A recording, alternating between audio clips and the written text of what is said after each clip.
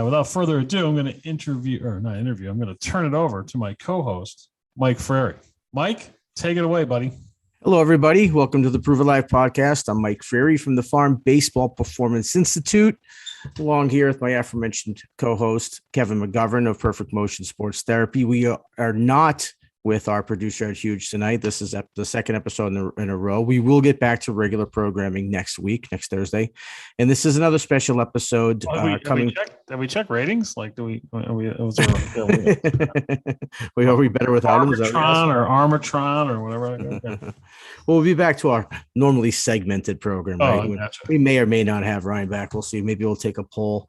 But we're coming to you from our regular locations tonight. And it is a Sunday night, so a little special episode, and did not do it on Thursday. Unfortunately, my father had passed away last Monday, and that threw my week for a bit of a loop. And just wanted to. I'm actually wearing my Ted Williams Red Sox shirt in tribute to him tonight. I've worn it before, but I'm wearing it again for him. Ted Williams was his baseball idol, and my dad was he was my introduction to baseball. Huge baseball fan. Grew up in Boston, so was a Red Sox fan and a big Ted Williams fan, and was a big part of our connection, our relationship throughout my entire life. Sports in general, but mostly. But he's the one that sort of created my love of baseball, and I know he's happy that I was doing what I'm doing. Making baseball my life and my living. But anyway, I just wanted to make a note of that. And super influential in my life in terms of baseball. So I wouldn't be here talking to you guys, and certainly wouldn't be doing what I'm doing, or definitely would have played the sport had it not been for him. So anyway, we'll miss my dad. Yeah. So my condolences to you and your family. I know how much your dad, like everyone's parents, when they get above that, time, they struggle, physically, and it's tough to watch that. I watch that with my parents, and I, extend my condolences to you and your children and your wife. Well, thank you, Kevin. I appreciate that. And good news is I get to carry on his legacy, continuing to be a big part of baseball. So I'm excited. So this week, Kevin, what do we got? So we want to talk. This is a bit of a hodgepodge again. We got all kinds of internet stuff. We got all kinds of stuff. But I think we should probably start off with words that have come out: elite, phenom. And that was describing goat. Everyone's a goat now. Yeah. That was describing, and please, what we talk about has nothing to do with the child or kid itself. It's really this sensationalized social media ridiculousness. Yeah, it's a sensationalism. Absolutely. That's a good one. So there was a Little League pitcher who's been all over social media. Grant Weir, I think his name is, through 4 or 5 no-hitters in the Little League World Series. And great for him. But of course, they mismanaged him, and he couldn't pitch in any of the championship games. And North Dakota, I think it's North Dakota, South Dakota actually finished 4th. So they lost. But I guess you got to get there to get there. But ESPN had, and this all started where ESPN had put a side-by-side video of this kid who's a left-hander to Chris Sale, who's just coming off a 2-year disabled list for Tommy John surgery. Now, I will say without unequivocally that Chris Sales has one of the worst mechanics I've ever seen. Okay. I picked him to blow his elbow out 2 years ago. It's only because he must have freakish flexibility in his elbow. There's pictures where he is literally, his hand looks like it's disconnected from his body. It's so far behind him. And when you put a side-by-side comparison of a 12-year-old, 13-year-old kid and saying that this is good, Chris Sale is good. Why is he good? Because he makes $37 million. He's 1 in a billion. Okay. You do never want to emulate that type of mechanic ever. Like, put him with someone like, I don't know, Steve Carlton or some other Randy Johnson. But you can't. It's insane that that's who you would put him up. And his mechanics were literally identical. And this, started off, we can get into this, a whole Twitter back and forth that, I made a comment that it's just not sustainable. It's not, his arm is not sustainable. That's a good term too. We use that term a lot. Of course we talk about, and I was actually just looking up, I know, he's not a small kid. I don't have his actual height and weight here. I should look that up, but he's a big fish and a little, he's a big right, little pond guy, like we've talked about, and that happens all the time. And you see, we've talked about before at 12 years old, 11 years old in competitive, even travel baseball, our 12U teams, because we're not turning kids away for their height and their weight. And in fact, we often take the smaller kids and develop them. And you have kids at 11, 12 years old. And let's remember that at that age, even in travel ball, they're allowed to swing, minus 10, minus 12, minus 13 bats. And you don't, and somewhere along the line, Kevin, I think that's what happened, because when we were playing youth sports, now maybe they didn't have the technology, I don't know, probably very well could be that, but we had metal bats and they were heavy, and they were often as heavy as the wood bats. And so, but I don't remember anything minus like 5, 6. No way. Not when we played. No way. I think -3 was sort of the norm, right? For metal, and wood bats are -2. She had a small advantage there. And also, let's not forget that metal bats are hollow at the barrel. So there is a difference. That said, somewhere, Kevin, I don't know where it was, but it seemed that at the youth level, we stopped teaching kids how to hit, how to swing the proper way. And instead, to keep kids included and wanting to play the sport and succeed, we go, well, just make the bats lighter. And so now you can swing with your arms, the -13, -12, even a -10, and still generate enough bat speed to hit a ball out of at the time too, 180 foot, 200 foot ballpark. And that's this is all, coming full circle to the term used, which is unsustainable. A lot of kids, I've seen those kids that they have that sort of success, but you look at the mechanics of the swing and you go, that's not sustainable. They will not be able to, once they can't use that -13 bat, they're not going to be able to catch up to advanced level pitching, elite level pitching. And so similarly with pitching, and I think pitching's worse because, we talked about it before, but it's important to bring up again, is that pitching, it's one of the few things in sports where you can do it successfully. In other words, you can throw a perfect strike and blow your arm out on that pitch, hurt yourself. Now, can that happen with hitting? Sure. It's possible, but it's very unlikely. It's very unlikely. And the people that do get hurt when they're swinging a bat and they, pop a shoulder or whatever, it's typically on a swing and miss or something where they're fooled and have weak contact. But pitching's different, right, Kev? I mean, you could be moving right along. You could be, 70 pitches in the 7th inning to, in a one hitter, and boom, there it goes. Right. So it's definitely different. Now it's funny that you mentioned, like, here, take this and swing. I did. Disney must have made a lot of money this past weekend. I think today I was 2 for. Disney always makes a lot of money. I was 2 for 14. What that means is I flipped from my program I was watching to the Little League World Series, and only twice out of 14 attempts did I catch actual playing. Everything else was a commercial. I know. Yep. So crazy, but I did see just very fundamentally sound movements, pitching, fielding, hitting. And, I like to compare it to something else that I kind of teach, mechanic wise. And I know you don't think it's a sport, but the game of golf. If you look at YouTube and you turn on any junior tournament, that would be kids 14 and under, you're going to see flawless looking golf swings, great movements. You're not going to see someone going in there and hacking a golf club. You just don't see it. Yep. Right. But in baseball, you see all of these things, and they are able to succeed because of, brute strength or the bat or whatever. But the fundamental movements, I don't see being taught. Like, to me, it should be, as kids are moving up the ladder, that their movement should be in line with their skill levels, right? Because they're learning how to move. And I just, like, you watch a kid. I was at the park the other day with my kids, and there was a woman, that must have been a mother, giving her son tennis lessons. Dude, this kid was like stroking he looked like Andre Agassi, like just this smooth movement, because if he doesn't hit it smooth, it's out of bounds, right? Like, it's, baseball's like you hit it and go wherever it wants, essentially, right? Like, Yep. But in tennis and golf, there's parameters, right? Like you have to hit it. You can't hit it in the woods. Okay. You can't hit it out of the stadium.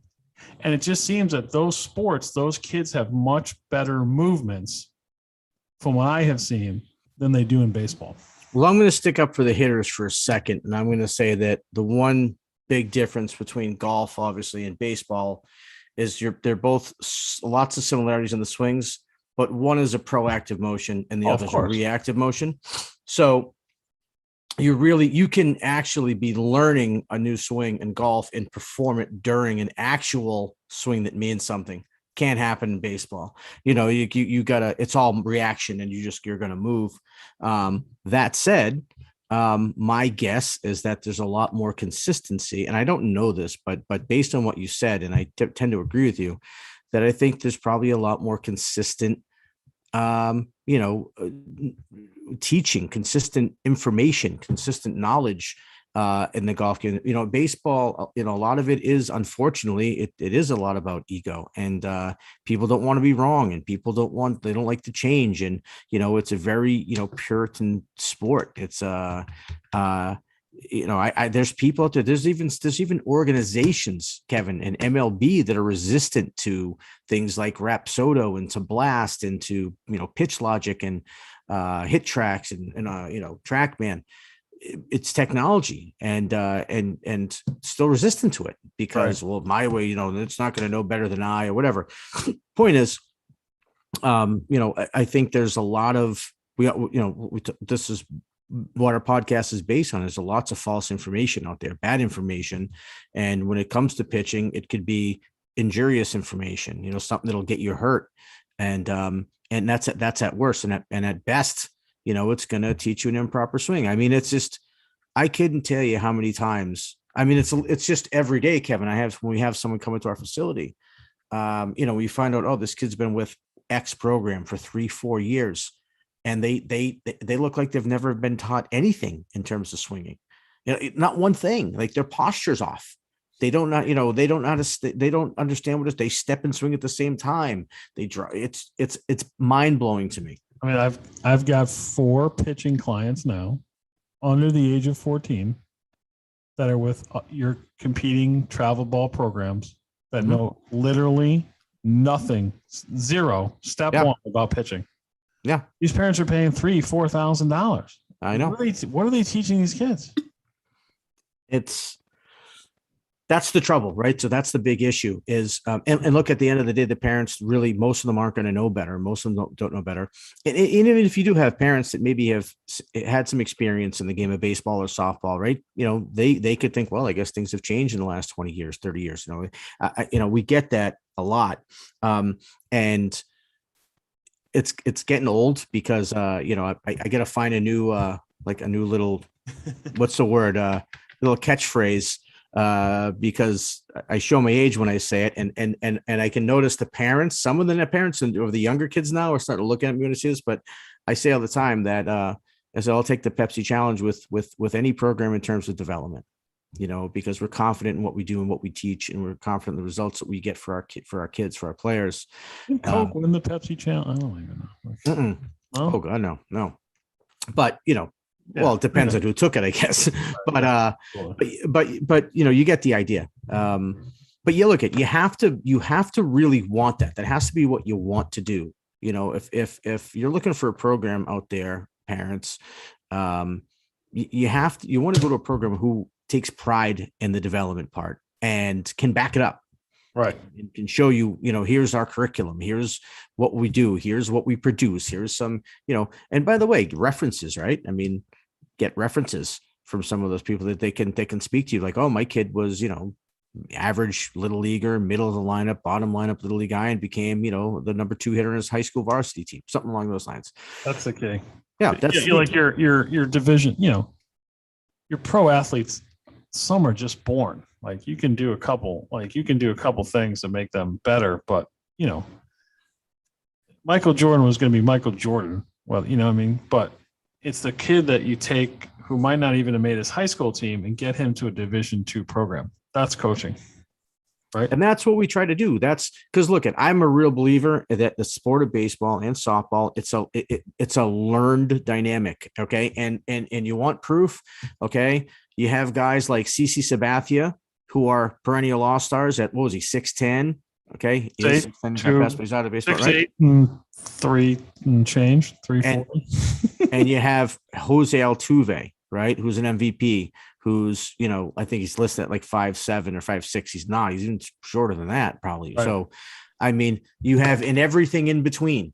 Okay. Right. There's no, so we talk about avatars. There's no avatar to a major league player. Your starting pitchers, I think the average height is like now 6'2.5" or 6'3", right? But position players are gotten smaller.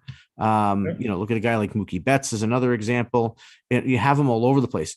And so you're right. When you're Michael Jordan, you're 6'6", you can jump through the roof. Yeah, you in basketball, sooner or later, your size and your genetics are gonna, either make you or break you. Not the same necessarily with baseball. But now, if you have a 6'6", frame like Michael Jordan, and you can have that athleticism and you learn all the proper mechanical skills and the fundamentals. Now you have somebody like, Frank Thomas or Barry Bonds or, one of those guys. But this is a learned sport. You can learn to be good at this. And so if you take a kid that's, 13 or younger, we can all but guarantee we'll get that kid at least to a place where he could play at level of college ball, some level of college ball. And that's the shame in it to me, is that I see a lot of kids wasting time. Really, they're just wasting these years, chasing something else, chasing the bumper sticker, of the cool program, or the ones that are out chasing trophies. And it's unfortunate because very, very rarely in my experience are those teams still the great teams at 16. It hardly ever happens because those kids just don't develop. Yeah, it goes back to, you talk about like these Little League World Series kids. I mean, what's the number? I mean, we've pulled up stats on the number that these kids not only don't even play high school baseball, right? I mean, it's the number's alarming.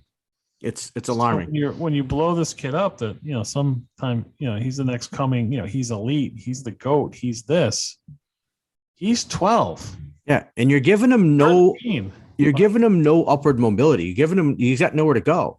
What's his motivation at that point? First of all, right? Like, yeah. I just watched him throw, and I was like, oh, it's just, yeah.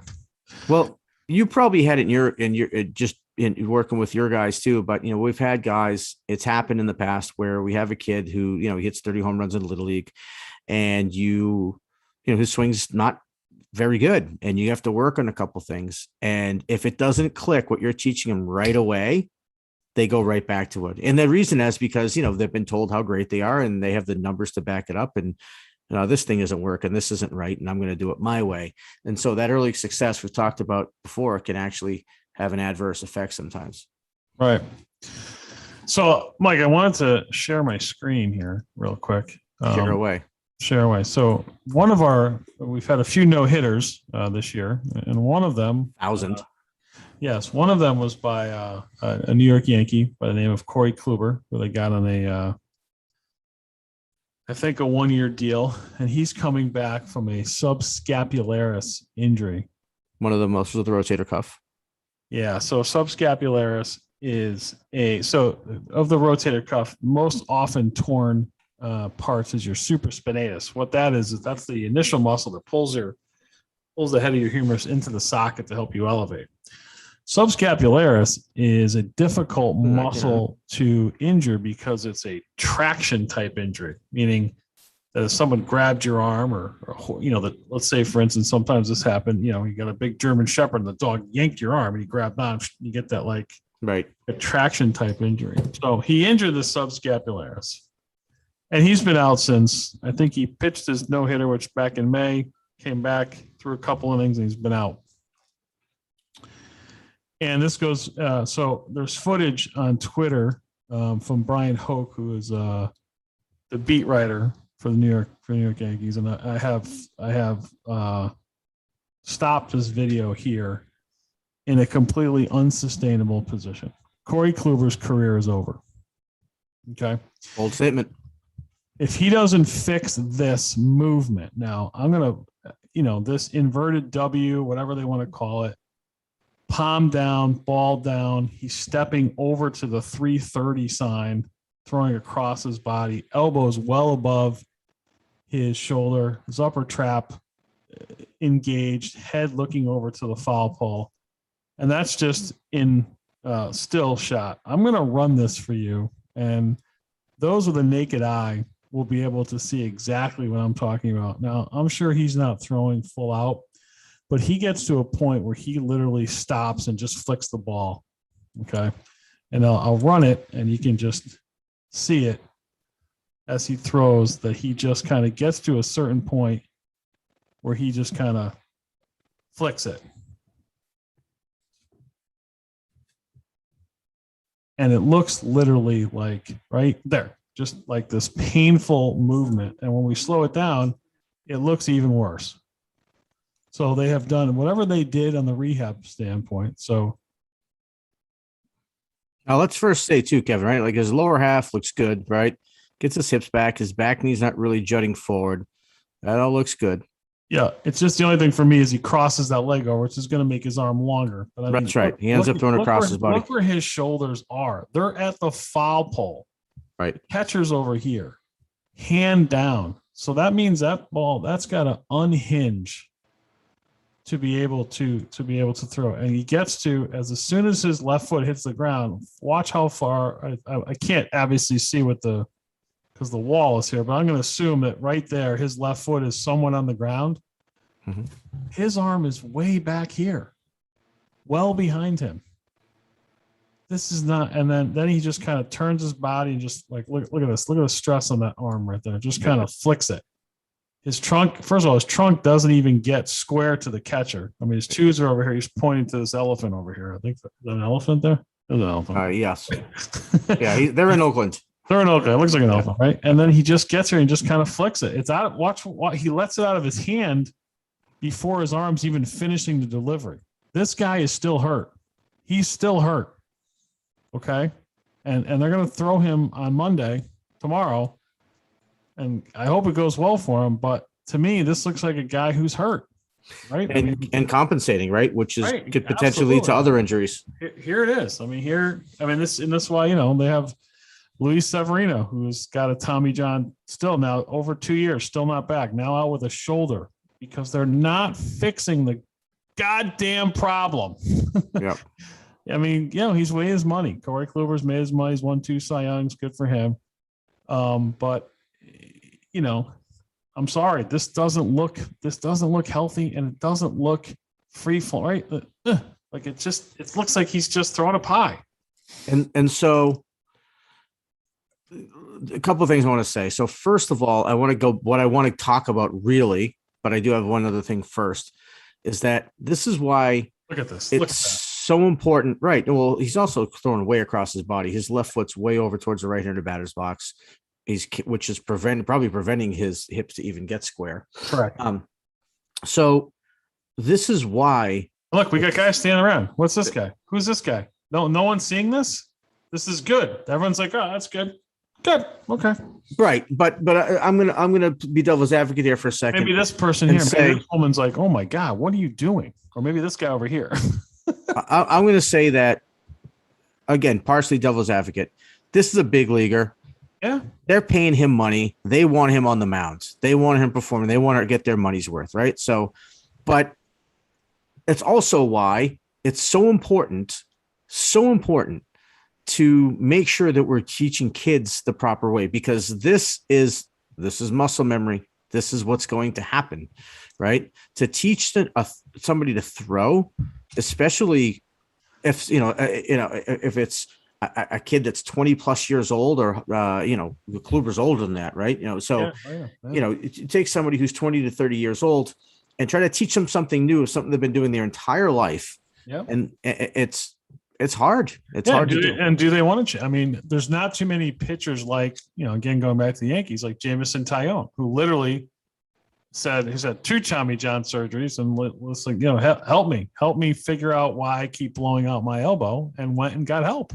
Yeah, but that's rare. Outside of me, which is 1 in a million. Right. Because everyone's going to say, like, this, as I'm going back and forth with this kid about this kid, well, he'll get to the majors and blow it after 3 years. Big deal.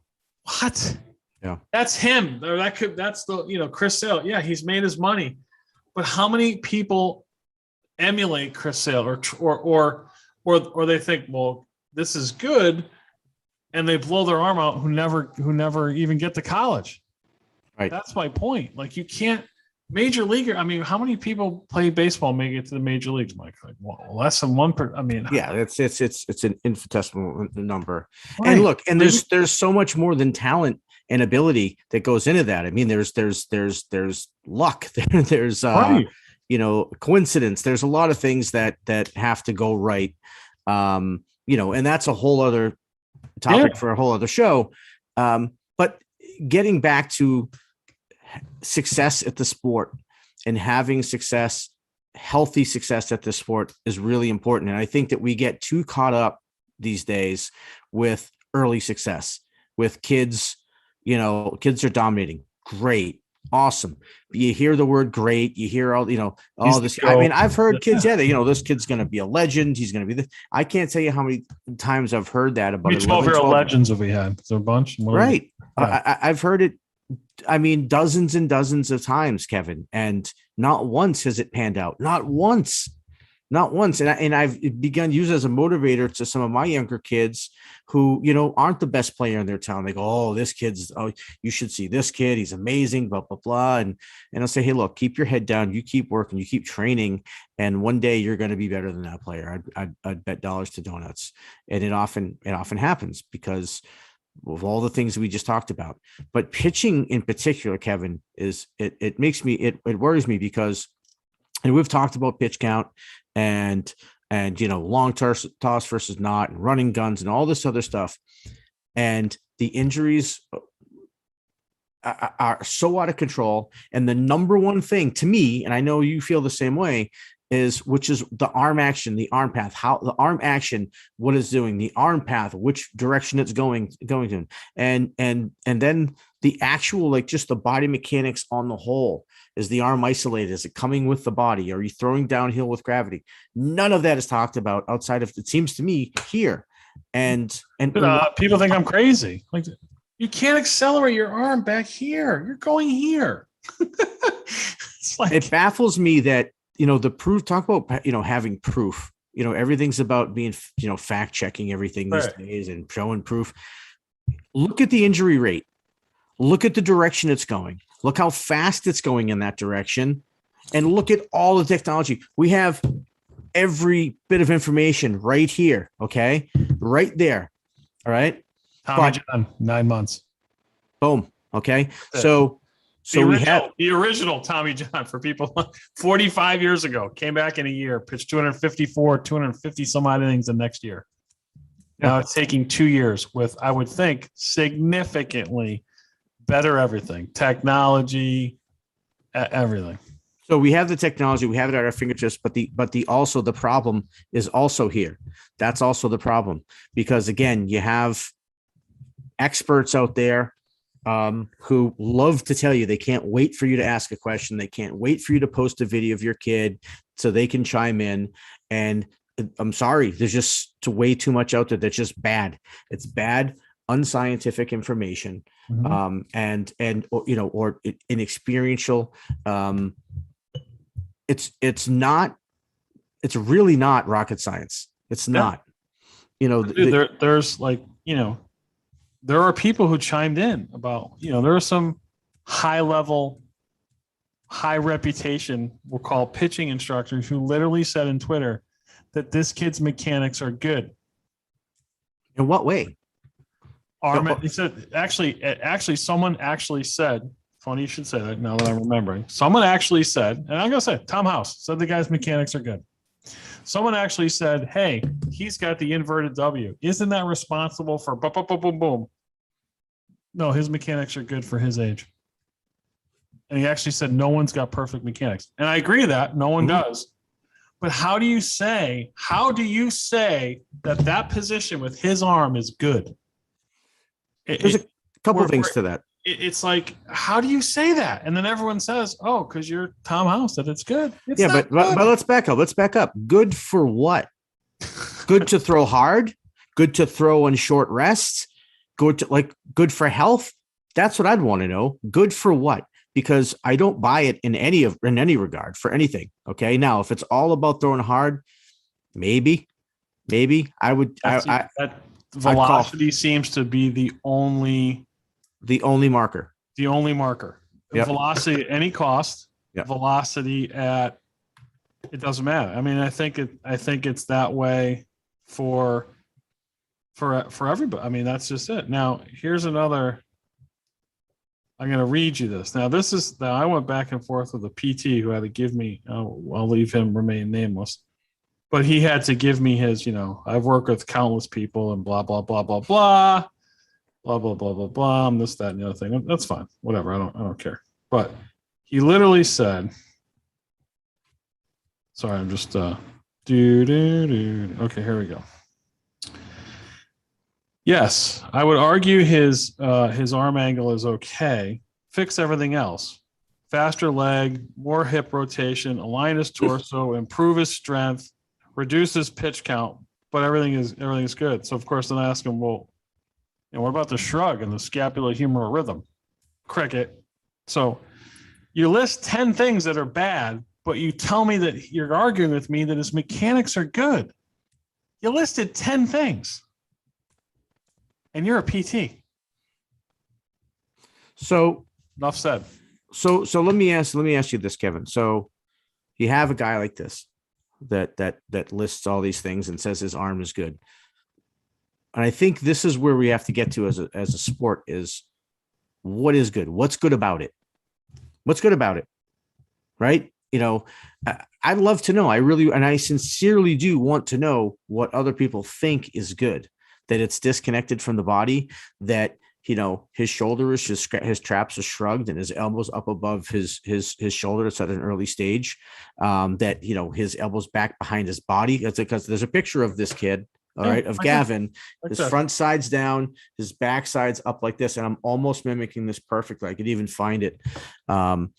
What's good about that? What makes that good? Because again, we come back to the why. Why is that good? To educate me, because I don't think it's good. You can't, Mike, because I asked them. I went like we talked about last time. I'm back. I asked, okay, explain to me how this doesn't violate the scapulothoracic rhythm. 3-to-2 ratio. Look at that. That it just how does this not? How does that movement right there? And it goes crickets. Because none of these people know anatomy. They don't know kinesiology. What they know is I had a cup of coffee. I had peanuts on a bus from Durham to wherever. Hey, I was never that athletic. But I know human movement. And I know there's certain positions that the elbow and the shoulder should not be in to do high-level movements. Because guess what? All I got to do is tap this, and I dislocate your shoulder. Right. Okay. The UFC would love to be in this position because it's called a Kimura. Okay. It's a submission move. Why are we throwing from there? Yeah. Tom Brady doesn't throw from there. Well, that's sort of didn't throw from there. Dan Marino didn't throw from there. That's partly what I wanted to get to. I know that House works with some quarterbacks. I know he's worked with Brady, and I don't see any quarterbacks getting into this position ever. Oh. In fact, you're going to see their elbow lower than shoulder. Almost all the way into rotation. Excuse me. And so to back up for a second, so you have someone like this PT who's saying this is good, and we want to find out why. Like you said, it's crickets. There is no why. Yeah, just let's debate the issue. So what is it? I mean, and I'm being I'm honest. Other than people just. I don't know. They want to show, they like to hear themselves talk, or what they like to be. People do like to be right. Okay. Obviously. I like to be right. Like, what is the benefit? I don't understand the benefit of taking a stance like that. Like, this is good. Because again, if you really truly want to help the kid, cause I'm trying to be objective as I can here. And I'm thinking, okay, maybe look, this is a 12-year-old kid. They don't want to, crap on him on a and this is line. I get to that. do with this kid. No. But Absolutely. I'm just saying, maybe it's The like kid makes $1 billion. we want to tell the kid like, hey, dude, you're doing great. You look great. Hey, don't be negative. Don't. If that's the case, fine. That's a good motivator. I get that. It's a good motivation rather to do something like that. But I would challenge that and say, look, if you really do want the best for this kid, we should be, as a community, we should be look that this kid could be something. This kid could really be something. Let's show him the right way. Right. Let's reach out to whoever's in charge of him right now, whether it's his little league coach, if he has a travel coach, whatever, his parents, and say, hey, look, your kid's got something really special, because look, we all know velocity baseball.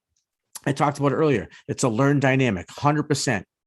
Back that up, not 100%, 98%, because the 2% is your velocity. That is God given. Or natural, however you want to look at it. Okay. It comes from birth. You can take somebody who's throwing 75 miles an hour, maybe get them to 82, 83, but you can't take 70 to 90. And so that velocity is something that's natural. He has it. And so we should look at that as a baseball community and say, let's help this kid get, have him pitching in the future. Let him get to college. When he's 40 in the adult league without having surgery. But that's a good goal. Right. Exactly. And so I would challenge whether he makes it to the pros or not, that he can continue to pitch for as long as he wants to. Right. Look, and as you know as well as I do, and I think it's less now Tommy John. I think Tommy John's become, unfortunately, one of those surgeries that, and look, doctors get proficient at it. How they get proficient at it? Well, there's just more of them. So they get more practice, right? So they get better at it. So I don't think Tommy John's really one of those surgeries nowadays, but there are injuries. I know that there's injuries that could prevent you from playing catch with your kids when you get older. Well, throwing your ball to a dog. You tear a labrum, which right. When you're in this position, and just so you guys know, a labrum is this like cartilaginous covering right on the top of the ball of your human, really kind of holds you in the socket. When you're up here in this impingement, you tear a labrum. It is the hardest thing in my opinion, the hardest thing for an overhand throwing athlete to come back from a labral tear. Yeah. I haven't seen it. I honestly have never seen it. It's like it's like next to it because you never. I mean, I just had a professional motocross kid. Because they tighten it up so you stop dislocating. You know what I mean? It just never gets the motion back. Right. No matter how much you jam on it, it just doesn't come back. I've seen people come back from, but never be the same. Like guys that throw 95 come back throwing 83 from those types of injuries. And so, look, at the end of the day, we want to promote the sport. We want to promote healthy throwing mechanics. And I think it's important to say too, because I think people think it's one or the other. You're not giving up velocity by throwing healthy. You're not. Oh. In fact, I would argue that you're going to increase your velocity by throwing the proper way because you're going to keep your arm connected with your body. You're going to be able to generate force from your legs and your trunk. Your arm is going to be a conduit of energy and not a conductor of energy like it's supposed to be when you're throwing. And again, another example or to come back. Yeah. Is quarterbacks. Again, quarterbacks. It's not that hard to see what we're talking about if you watch a quarterback throw. And I've said it before and I'll say it again. A quarterback has a much bigger throwing workload than the average major league pitcher. And I always say tennis, and they went back, tennis, they don't supinate or pronate. What? Sure they do. The hell they don't. They're cutting that ball, putting that ball left to right, putting all kinds of spin on it. And they're serving 50, 70, 5 times a day, every day. They don't need 4 days off. It's the same move, but they are throwing again or moving with gravity assisted. So how do we break this, Kevin? How do we, because this is the biggest thing that I see in the sport. Because, you've got, and again, I was just looking on Instagram just before the show and I was telling you about it. I was putting like 90 plus miles per hour on Instagram. You get all these gurus who are going to get you to throw 9 miles an hour inside of 3 days. Some of them are as little as 3 days. Some of them, 6 months, whatever, but they're going to get you thrown to that magic number. And again, some people have it, some don't. Yep. So I don't know how they make it. I think the consumer, I think, is the answer to that. And it's going to be this question. What is your injury rate? What is it? 0.1%? Okay, we'll go with you. How many people using your program have been injured in the last year? You're never going to get that number. No, I just say like I can't imagine Literally, many would even there's divulge companies that. out there that say, well, if you throw, I mean, injuries are bound to happen if you're throwing this hard. Yep, and throwing is unnatural, etc. All BS. It is. All It BS. it really is. And I wonder too. It makes me think. Remember, I was saying before. I said, I wonder why you go back, right? So why injuries are going up, right? Mm-hmm. And why is that? And I kept thinking, like, it doesn't make sense. At a minimum, not my headphones. Feeling hearing a little, you hearing static?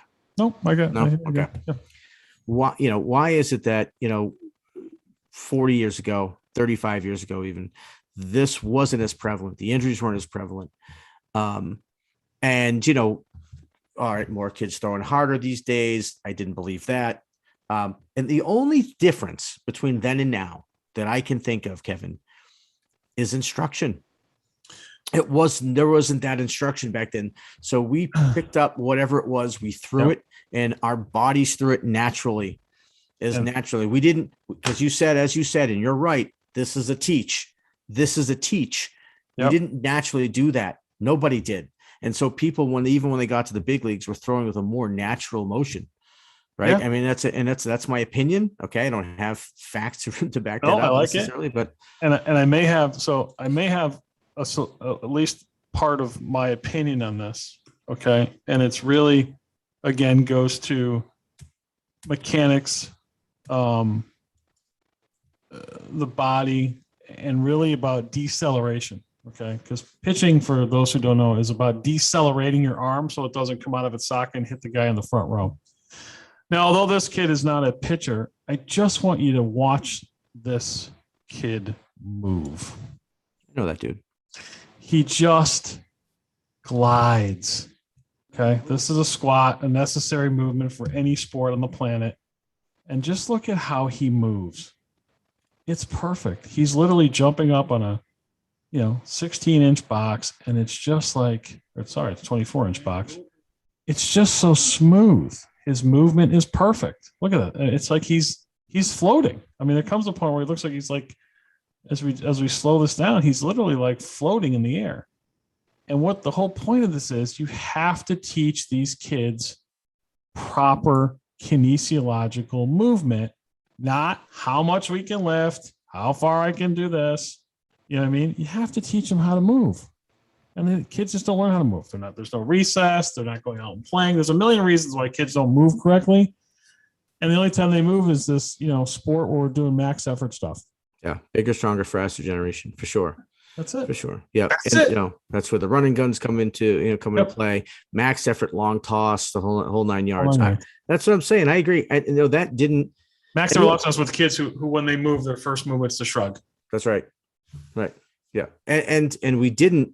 Truth is, we didn't have this, not to this degree anyway. They still had the 2-week baseball camps, and they, still had AAU, but things were just a lot different. Well, now, and this goes back to what, how many trophies. It's like when you go past the karate studio, like I want to go to the martial arts studio. It's a hole in the wall somewhere in the middle of the woods, right? I don't want to drive by and see that you got 5,000 trophies. Oh, great. You won a bunch of trophies. But do you know your craft, right? Am I gonna come out there like Bruce Lee, or am I gonna come out like I can win all these tournaments? And that's the same thing with travel ball. Like how many trophies we have? We're the 12-time blah blah blah blah blah blah blah blah blah. Yeah. Well, and again, it's how did you get there? I mean, did you go pluck the best kids from all around, and or did you develop them? I say all the time that winning is going to come. Winning does become important at some point in baseball, but winning should be a byproduct. Winning should be a byproduct of proper training. That's it. You take kids when they're younger, and because look at you said it earlier, there's no 12-year-old legends. I always say all the time, there's no such thing as a great 12U hitter. Never seen one. Probably never will. There's no such thing as a great 12U hitter. Right. I mean, they haven't even grown yet. They haven't even no, yet. Like it's there's too many factors. No, they may be excellent in comparison to kids their age, their peers or whatever, but they're still going to have a lot of flaws that they need to work out. Lots of things they're going to need to fix in order to make themselves or their skills sustainable to play at a higher level. And that's the thing that's really important. And so if you develop those kids and you teach those kids the proper movements, right? And it does take time to not rush them through it and not trying to, and that's the other thing too, the quick fix, throw 90 miles an hour in 4 days. Why do I have to throw it in 4 days? I don't need it in 4 days, right? I'm not starting against New York Mets in 4 days. I'm 14 years old, right? Or 15, even 16 years old. Like, you're going to learn skills. Skills take time to develop. It takes time, even more time, to build them into muscle memory. So that just becomes the way that you move without thought. And that's really important. And so if you do it the right way, eventually winning will come, because you're going to have a collection of fundamentally sound, skilled players who on autopilot, right, go out and perform, and collectively they're going to win. Right. Winning is a byproduct. You know, if you go out there looking, chasing wins at 12 and 13 years old or 14 years old, who's that for? Is that for the kid or for the parent or for the coach? Right. Yeah. Winning's more fun than losing. No question. Right. Absolutely. One's out there trying to lose. You know, I remember Cam Neely summarized it best, and this is how I was as an athlete too, as a competitor, is, you know, Cam Neely, you know, said, I hate losing more than I enjoy winning. And I was like, yes, that's it. That's how I feel. Right. So, but there's a time for that. And it's not at 13 years old, 14 years old. It's just not. All right, man. Well, hey, listen, people listening to this, we're on most, actually, I think we're on all podcast platforms. And you can follow us live on YouTube, Prove It Live. You look up Prove It Live podcast. Please subscribe to us. Questions for the show, always at info@proveitlive.com. And we'll see you next week for sure. Back to our regularly scheduled program on Thursdays. Yes, absolutely. See you, folks. All right.